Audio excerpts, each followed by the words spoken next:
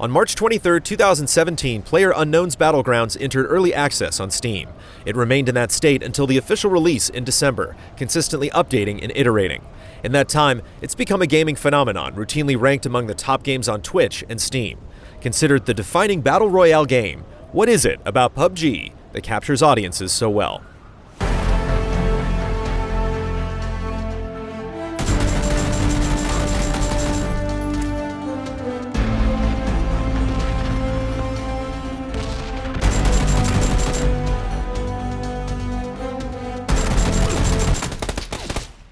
While there isn't a narrative in PlayerUnknown's Battlegrounds, the story of its creation is a long and fascinating one. In 2009, Arma 2, an open-world military simulation, was released for PC. 3 years later, a zombie mod called DayZ caught the eye of Brendan PlayerUnknown Green, who wanted to make something with high replayability. Initially inspired by the Hunger Games novels and the Japanese film Battle Royale, he began work on a mod of the mod, DayZ Battle Royale. In 2013, he transitioned development to the newly released Arma 3, but was then hired as a consultant by Sony Online Entertainment, now known as Daybreak Games. In 2016, they released their version of Battle Royale, H1Z1 King of the Kill. Finally, Korean studio Bluehole was working on their own Battle Royale concept and reached out to Green, who within weeks became creative director on what is now known as PlayerUnknown's Battlegrounds. The premise is simple. Survive against 99 other players to be the last player standing. At the beginning of each match, every player rides aboard a cargo plane and can parachute out whenever they choose. There is a fair bit of strategy involved when picking a drop zone, as large buildings have the best equipment to scavenge, but are usually heavily contested. Seeing the sky riddled with parachutes is a haunting sight, as players descend in search of weapons and murder. Initially, the map is vast, but the playable area periodically shrinks due to a constricting blue circle of electromagnetic death. The safe location of each map reduction changes randomly, forcing players to adapt on the fly and relocate to more hostile areas. It's an engaging mechanic that helps create tense moments of traversal. Knowing the other survivors are heading for the same place at the same time while having to navigate a huge portion of the map is stressful. The paranoid feeling of being watched, palpable.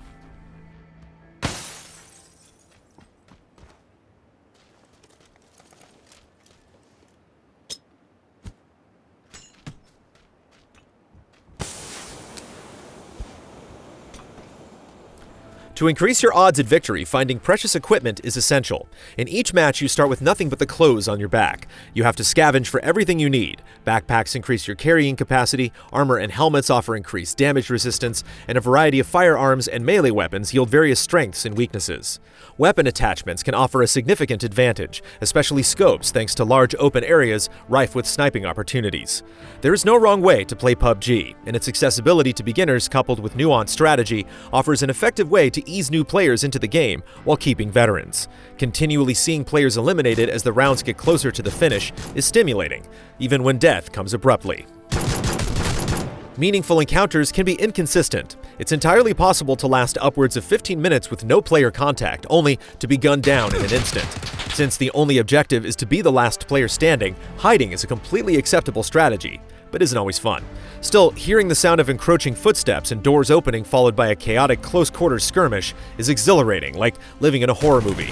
Of course, if you have a craving for bloodlust and immediate action, landing in heavily contested locations is always an option. Aside from the mission objective, it's up to the player to decide what to do with their freedom. Avoiding players until the final confrontation, setting up traps to troll other players, or trying to rack up high kill counts are all ways to engage with PUBG, encouraging and catering to players with vastly different motives.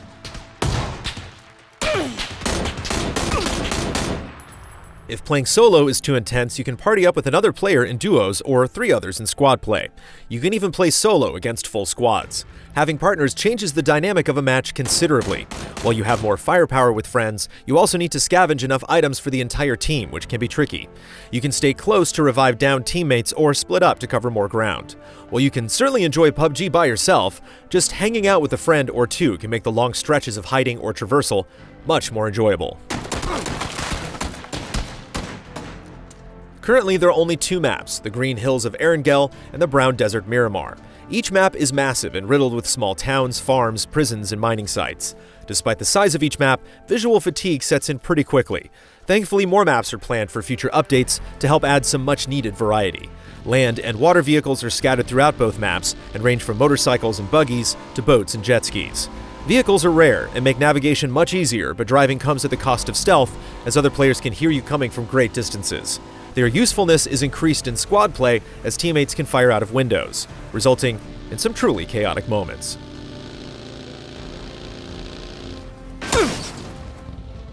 Visually, PUBG is serviceable. Its realistic visuals set it apart from its biggest competitor Fortnite, but it doesn't stack up to higher budget efforts. Fortunately, on a modest PC, it runs smoothly with very few instances of lag or technical difficulties.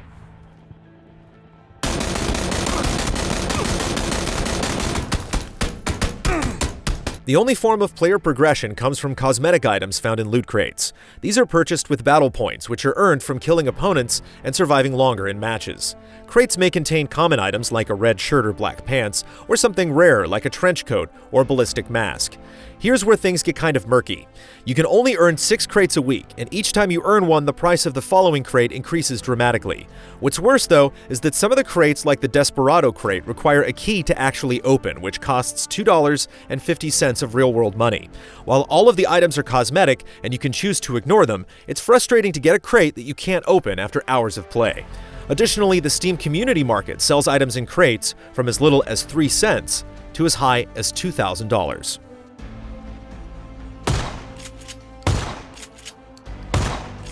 In the end, what really makes PlayerUnknown's Battlegrounds work is the fact that anyone can jump in and walk away with stories to tell. There are so many different ways to approach the game, and in every round, you're starting on a level playing field where all that separates players are skill and experience. Having a committed friend or two can offer memorable moments to bond over and alleviate some of the more mundane periods.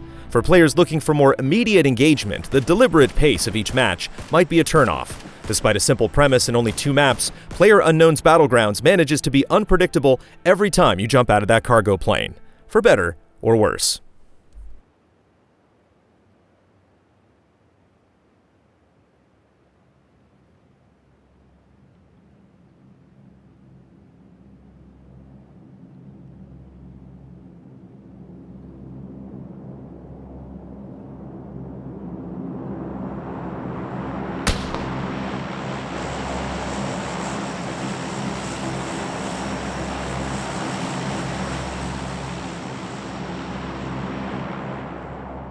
Easy Allies reviews are made possible by generous viewers just like you.